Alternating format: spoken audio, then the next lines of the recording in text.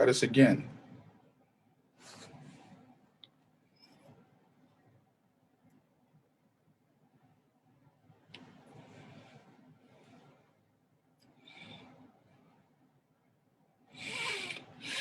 What's up, family? What's up, family? It is your man, Juan J. Johnson, coming at you live. On this great day. On this 8th day of February 2021. We are live. Let me get some stuff out the way to make sure that everybody's in. Make sure everybody's in. Make sure I'm on. Okay. Let me get some stuff out the way to make sure that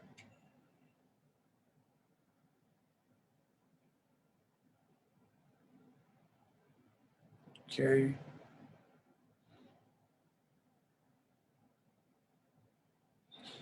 Okay, I believe that we are officially live. Let me get some stuff out the way to make sure. Okay, family. Okay, we are live. Make sure Facebook don't mess up my audience piece. Okay. I think we in. So, welcome to Lone Wolf Firearms training. I am your host, Juan J. Johnson, coming at you live. Let me get some preliminaries out the way. If you want to register for any type of firearms training, go to lonewolffirearm.com. That's lonewolffirearm.com. Number one. The Cash App is $LoneWolfFirearm. I repeat, $LoneWolfFirearm. If you want to go through PayPal, it would be PayPal.me/LoneWolfFirearm. I repeat, PayPal.me/LoneWolfFirearm. You can register at lonewolffirearm.com for any of the classes. Again, the classes are HQL, which is a 4-hour class. You can also take the Wear and Carry, which is a 16-hour class. Okay. There is tactical training you can take also if you're interested in becoming an unarmed security officer and you need sponsorship. Again, go to lonewolffirearm.gmail.com. We will make sure that you get that sponsorship or your certification. Also, if you're interested in ASP, OC, handcuff certification, we will make sure that you will get your ASP, your handcuffs, and your OC certification out the way. Again, so if you're looking to go into security and you need certain certifications, go to lonewolffirearm.gmail.com. Send me a message, or you can Gmail me at lonewolffirearm@gmail.com, and we will make sure that your needs are taken care of. So look, normally on Mondays and Wednesdays, there is a intro to firearms class that you can sign up for. It's from 12 to 2, Mondays and Wednesdays. 12 to 2, Mondays and Wednesdays are the intro to firearms class. We'll go over safety, the parts of the weapon, some of the laws, how to disassemble the weapon, how to reassemble the weapon, proper storage. Just 2 hours. And we have like a little discussion about firearms. That's a 2-hour class, family, virtual in your house. You have to go nowhere. You can be right in the privacy of your own house. You don't have to go nowhere. That's Mondays and Wednesdays. Now on Tuesdays and Thursdays, those are the official HQL dates. Tuesday and Thursday from 9 in the morning to 1:30. It's 4.5 hours. You can get your HQL, which is your handgun qualification license. Your handgun qualification license for 150. Okay, you would still have to do your application fee through the state of Maryland. You would still have to get you some prints, but the price right now is 150 for those services. Okay, and that's on Tuesdays and Thursdays, and on Fridays and Saturdays you can get that wear and carry certificate, authorization, license. That's a 16-hour class from 9 to 5 on Fridays and 9 to 5 on Saturdays. Okay, you'll be going to the range on Saturday and doing some shooting. You have to qualify, and in those classes we're going over everything about the gun, when and when not to shoot, uh, self-defense, holstering, the laws, you name it. We're going over everything about that gun. You will come away being a very thorough, educated, confident handgun owner and user. And you will know when and when not to stop the threat, protect yourselves and your families. So again, if you're serious about becoming a firearms owner and user, sign up for the course. Again, all the prices have been slashed. I mean, I am literally giving the courses away right now because I see that we have to be about the business of becoming responsible firearm owners and users family. We can no longer depend on others to defend us when we have the skills, we have the ability to defend ourselves. This is why I titled this topic today, Becoming a Responsible Gun Owner User and Self-Defense. Um, you know, I check out social media a lot. I watch television. I read newspapers. And I study foundational Black Americans or African Americans or descendants of American slaves or Negroes or coloreds, whatever you respond to, whatever you answer to, whatever you're named. I study us. And what I've come away with is this: we will talk about everything from politics, entertainment, religion, sports,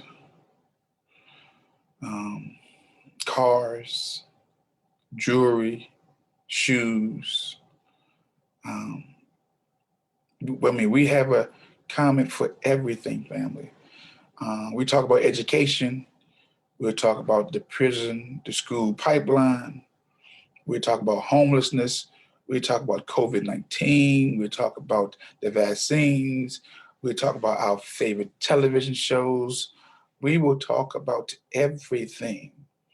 But the one thing we will not talk about is responsible gun ownership, being responsible gun users, and self-defense. And I've come to the conclusion that one of the reasons why we won't talk about it, because we are who we are today based on what was planted in us. The person you are today, and that would include me, I am who I am based on what was implanted in me. If you don't have confidence, that means somebody uh, implanted cowardice in you. If you're not strong, then somebody implanted weakness into you. If you're not decisive, then somebody planted indecisiveness into you. If you don't feel the need to protect yourself, protect your family, protect your community, protect your culture, and protect this country from foreign and domestic enemies, then somebody placed that non-protecting mindset in you. So I just believe that in order for us to,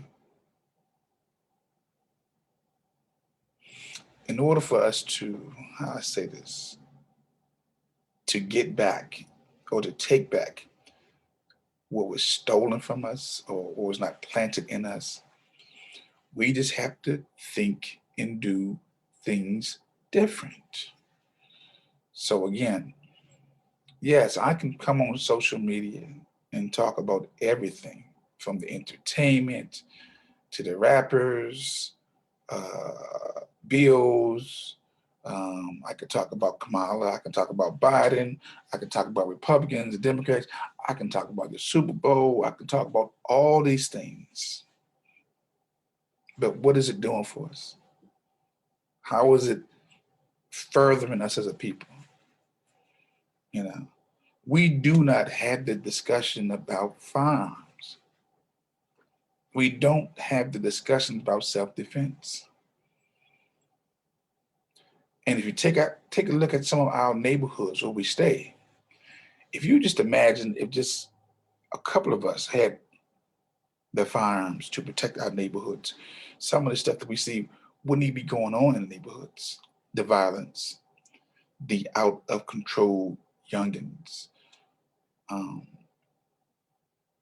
So again, I just believe that we need to become more responsible in gun ownership.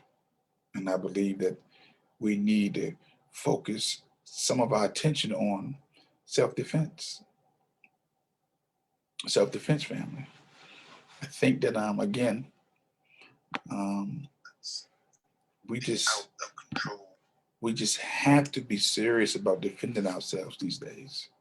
We no longer have the luxury or the time to wait on somebody else to do something that we can do ourselves. So again, there's nothing scary about firearms, family. Nothing scary about firearms. No more than if you don't know the history of something, then there's always a mystery to it.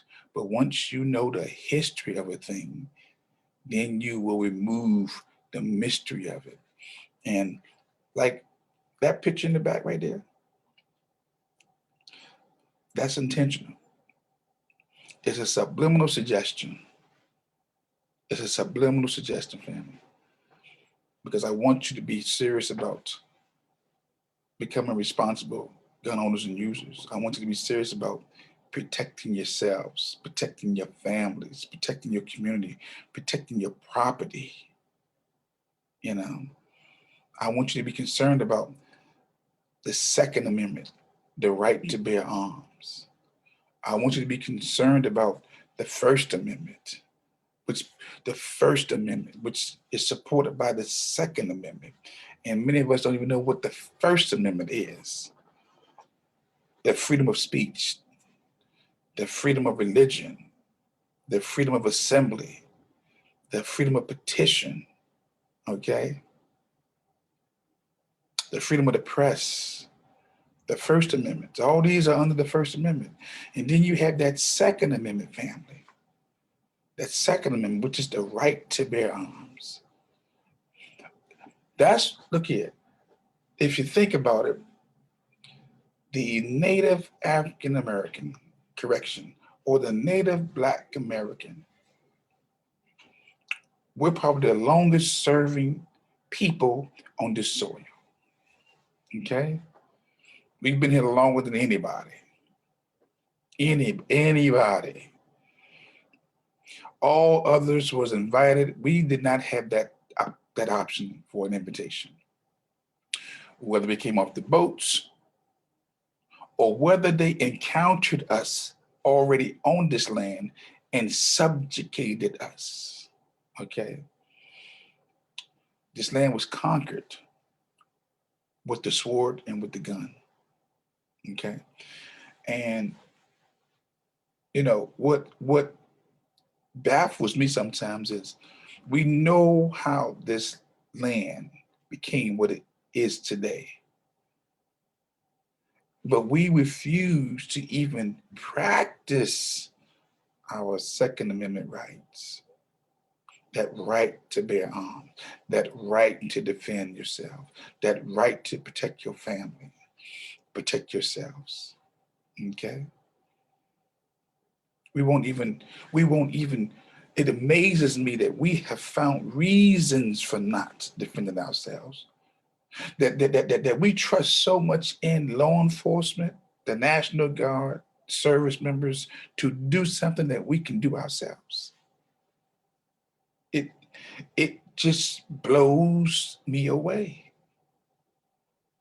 It really blows me away because, again,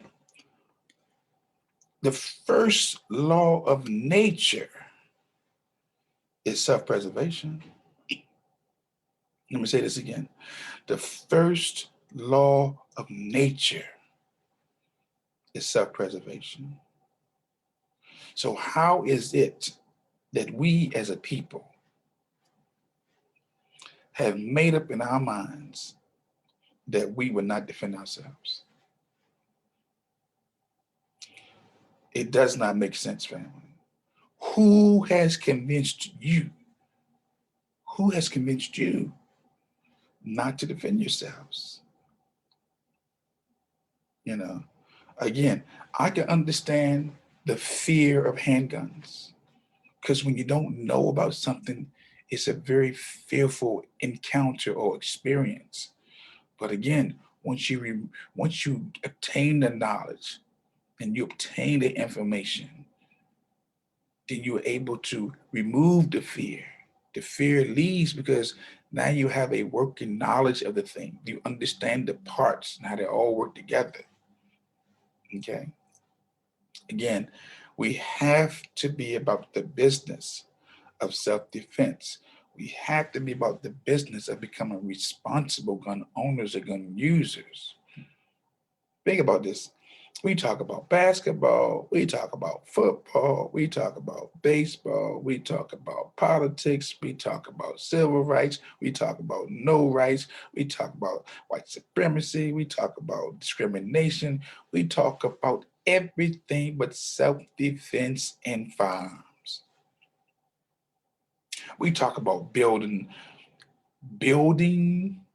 we talk about entrepreneurship, we talk about building schools, we talk about we talk about everything but protecting the things that we build or protecting the things that we love. Come on, family. Come on. We have got to be serious about defending ourselves, especially in this era of COVID-19. Times are hard for some. The struggle is real for a lot of people, okay? And we, so watch this. If a person knew you had a firearm, they'd be little less inquired to come at you or take what belongs to you. I think about Virginia. Now, I'm a Maryland resident. DC DC has their gun laws, and Virginia has their gun laws. So each one has their own different gun laws. But you don't see the crime that you see in Virginia that you would see in certain parts of DC or even in Maryland. Because people in Virginia know that there's a possibility that somebody could be packing. That's facts. That's facts. Okay. And so I just think that, again, family, you know, um, we don't have the luxury right now to be wondering, should I be defending myself? Should I have a gun in the house? Can we be just honest? Our women are unprotected. You hear that, guys? I said the women are unprotected. I did policing for 20 something years. Okay. Took calls for service, went to people's houses. You normally had a female in the house. She had children. And I'd ask the question, um, where's the male at? Don't have one. What about the brother? Don't have a brother. Any uncles? No uncles. Cousins? Oh. The police has always been the go-to for the community. The go-to for protection. And I keep telling you that we don't have enough police officers. There's not enough for everybody.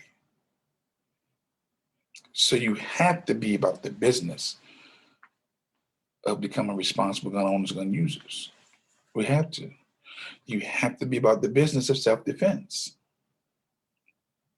Self-defense. Come on, family. We got to be serious. You know, these streets out here are dangerous. You know, I mean, people they break inside your house, they burglarize your house, they may even try to put you on the street, and even if you don't have a gun, do you even know how to defend yourself on the streets? Self-defense. Do you? Again, we have to have these discussions, family. It's just that serious. You know, I made a comment, I think on my last video, is most people, most business owners, when they build their businesses, they always have to put in place a means to protect themselves, to protect their businesses. Okay, Microsoft and Apple are not friends; they're rivals, and both companies make sure that they have firewalls in place to protect their property, to protect their technology. They're always defending themselves. You know, the car companies, you know, BMW and Mercedes and Cadillac, they are rivals. But guess what? They put in place a defense mechanism to protect their product, to protect their technology. Okay. Same thing with the whole gun piece. You know, you having a firearm basically is saying this, that you're willing and you're ready to exercise your Second Amendment right, and you're willing to exercise, again, your Second Amendment right. Okay. There was an article that I think I reposted on today, or was it yesterday, about the Fourth Amendment, and how the Fourth Amendment is being, the Supreme Court, we're going to take a look at the Fourth Amendment, I think next month, that your right to be, your right to be in your house without being a unlawful, illegal seizure, searches. Okay, so there's an article that I just reposted that's dealing with. Let me see something. Let's see if I can find an article that I posted. See if I can find it. Legal seizure. The article was dealing with. I may just want to just read it. About there was a couple who was in a domestic situation, and I think the wife decided to advise the police that there were guns in the house and took them. So let me just read the article. Let me see. Let me just read the article. It's in Forbes, dated February 5th, 2021. Supreme Court would decide whether police can enter a home to seize guns without a warrant. Let me say this again. This is an article written in the Forbes magazine that the Supreme Court will decide whether police can enter a home to seize guns without a warrant. Let me read this. So the Fourth Amendment, right against one of the searches and seizures home, is a pillar of Americans' constitutional liberties. Before a police officer or any other government official can enter your home, they must show a judge that they have probable cause that they will discover specific evidence of a crime. There are some limitations to this right. There is exigent circumstances exemption. If a police officer looks through a home window and sees a person about to stab another person, the officer can burst through the door to prevent the attack. So that's what you call exigent circumstances. Okay. Keep on going. There's also the emergency aid exemption. The emergency aid exemption. If the officer looked through the same window and saw a resident collapsing from an apparent heart attack, the officer could run into the house to administer aid. Neither of these cases violate the Fourth Amendment, and few would argue that it should be otherwise.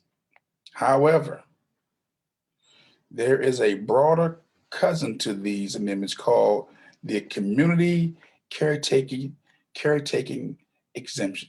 Say this again, the community caretaking exemption. Now, it originally derives from a case in which the police took a gun out of the truck of an impound vehicle without first obtaining a warrant. Say this again. The vehicle was impounded, and the officers took the gun out of the vehicle at the impound lot without obtaining a warrant. Okay?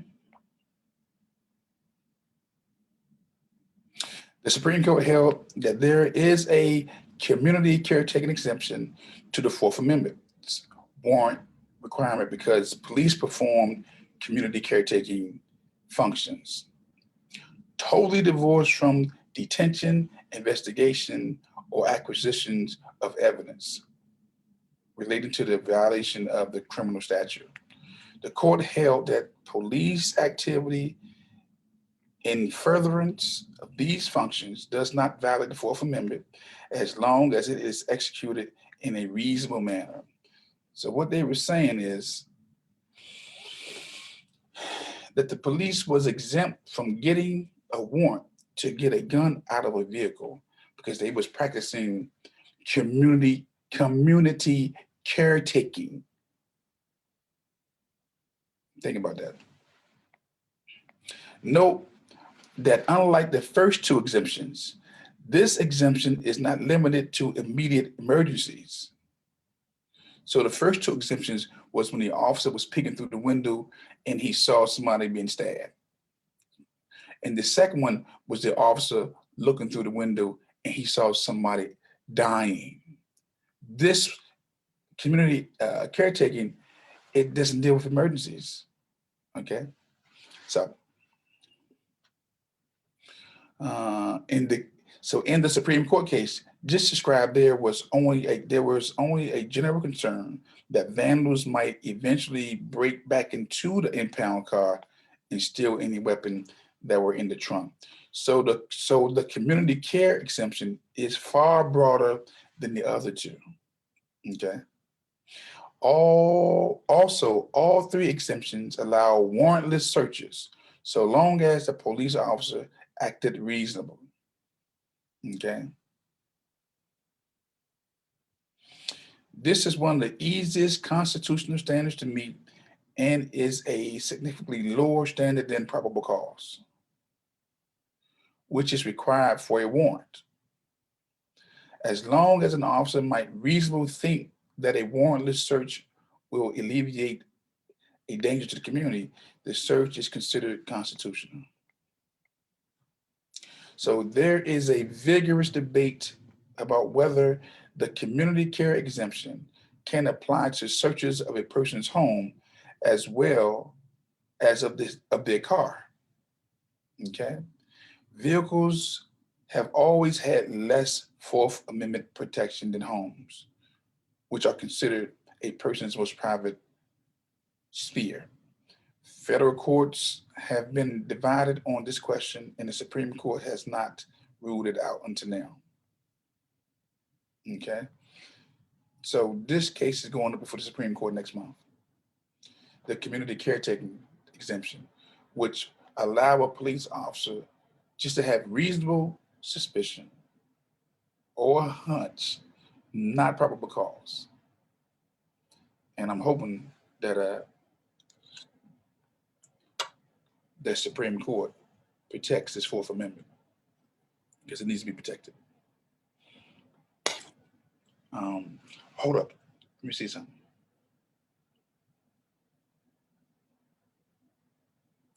So let me keep reading about this case, because this is where it gets real tricky.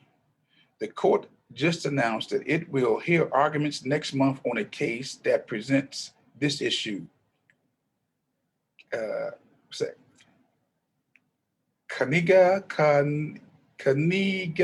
Canigala versus Storm. In this case, Mr. Canigala was arguing with his wife and melodramatically put an unloaded gun on the table and said, "Shoot me now and get it over with." His wife called a non-emergency number for the police, who arrived shortly afterward. The police disagreed with whether Mr. Canigala was acting normal or agitated, but they convinced him to take an ambulance to the local hospital for evaluation. The police did not accompany him. So well, listen to this. While he was on his way to the hospital, Miss Canigala told the police that her husband kept 2 guns in the house. The police decided to search his home for the guns without obtaining a warrant. Okay? Miss Canigala's consent to have the police search their home was legally negated because the police untruthfully told her that her husband had consented to the seizure of any guns. The police located and seized the 2 guns.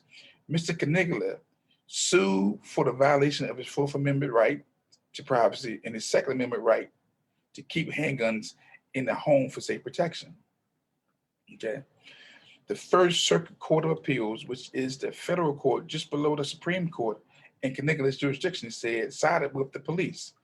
The court wrote, at its core, the community caretaking doctrine is designed to give police elbow room to take appropriate actions when unforeseen circumstances present some transient hazard that requires immediate attention.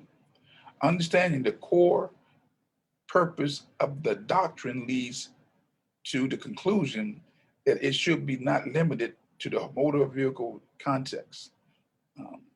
Threats to the individual and community safety are not confined to the highways. So the wife told the police there were more guns inside the house as they called for the ambulance and sent her to the hospital. So they come back and check the house, seize the guns. That's a violation of the Fourth Amendment. And they took the guns. That's a violation of the Second Amendment. So this case will be seen in the courts. This case will be seen in the courts, family. And hopefully, the Supreme Court will not will protect our Fourth Amendment rights. You do not want no police come inside your house without no warrant, unless it is exigent circumstances. Say this again. You do not want no police come inside your house without a warrant, unless it is exigent circumstances, which is somebody's life is in danger. Somebody's about to get killed, or somebody's having a medical emergency. That's the only times you really want the police in your house. Other than that, they need to have a warrant. Okay? These are the conversations we need to have. Okay? self-defense, warrantless searches, protection. Okay, I need y'all to share this video, and I also need you to like this video, um, and I want you to also to subscribe to my channel on YouTube. Okay, so again, I don't think we realize that every day uh, our liberties are being assaulted. Every day, uh, uh, the Fourth Amendment is being challenged. Uh, the Second Amendment is being challenged, and the First Amendment. You know, every day somebody is challenging our amendments, the Constitution, and those things that we hold so dear to us now, family. I always say this: everything has an expiration date. Those liberties that we enjoy now, it's not promised that they're going to be here tomorrow. Okay, so look here. I'm going to bring this to a close. Again, I need you to share this video. I need you to start having the discussion about being responsible gun owners, gun users. I need you to sign up for the training. I need you to be about the business of protecting yourselves, protecting your house. And I want you to help me to build this firearms facility. That's why I posted the Cash App, and I posted how you can do the PayPal, and I posted you can also send a contribution to Zelle. Just type in Lone Wolf Firearms to Zelle, Wells Fargo. Uh, we need to have our own facility. Be very clear. We need to have our own firearms facility, whether inside or outside. Okay, we need to have our own ranges. I envision Lone Wolf Firearm ranges nationwide. I envision Lone Wolf Firearm training facilities nationwide, in every county, in every state. That's just how serious I am about this. Outside facilities, firearm facilities, and inside. Okay. A lot of people want to shoot on the outside. Well, let's shoot outside. I envision Lone Wolf Firearms training facilities nationwide and even worldwide, because there is a lone wolf in each and every one of us. Just have to summons it. Okay. Responsible gun ownership, responsible users of guns. And even if you don't want to be a gun owner, at least acquire the knowledge so you can be familiar with the gun, familiar with the family. Okay. So we're going to have these discussions along with other topics too. But I am not going to take off the table self-defense. I'm not going to take off the table becoming responsible gun owners, gun users, because we're not having those discussions. And it's better to have a gun than to need a gun than to need a gun and not have a gun. Okay. It's better to have one when you need it than to need one and you don't have it. Okay. So for all my sisters, again, I salute you for becoming responsible gun owners, gun users. My brothers, I need you to step it up and become more responsible gun owners, gun users, and self-defense. Okay, I got some good brothers out here who can teach you how to defend yourself from the martial arts. Okay, they're out here. You know, we have to be about the business of protecting ourselves, not just building businesses, not just being entrepreneurs, but we have to be about the business of self-defense and responsible gun ownership.